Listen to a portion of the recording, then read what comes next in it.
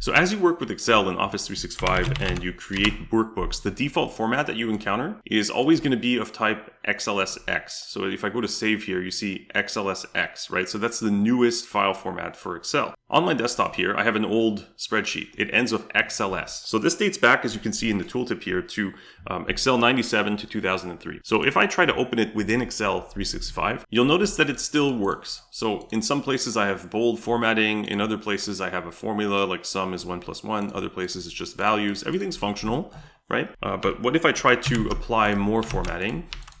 Maybe add a color. Okay.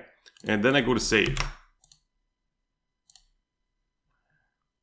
The following features in this workbook are not supported by earlier versions of Excel. So they're warning you that, because this is an older version that we're working with, that not everything will save as you expect it to.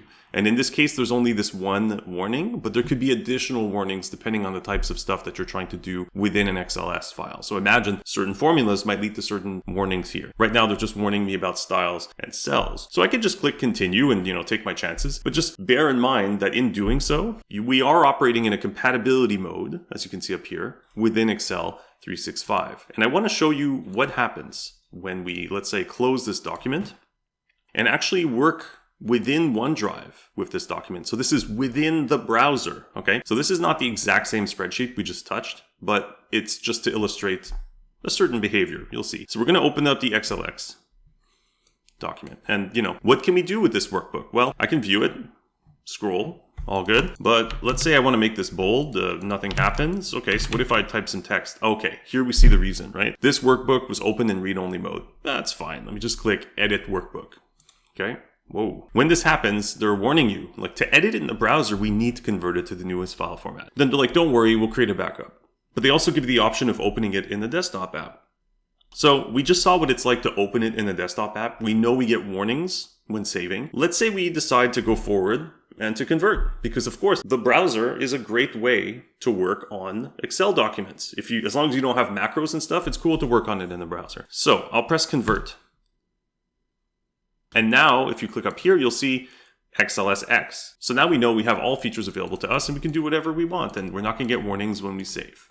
Cool. And in fact, we don't even have to save. It's auto-saved, right? Okay, so now that we're in this position, we're enjoying life, everything's cool. There's one thing to note here. This is a very important moment in time, especially if you collaborate on files. If I go back to the initial folder, here we just see XLS. But wait, let's refresh.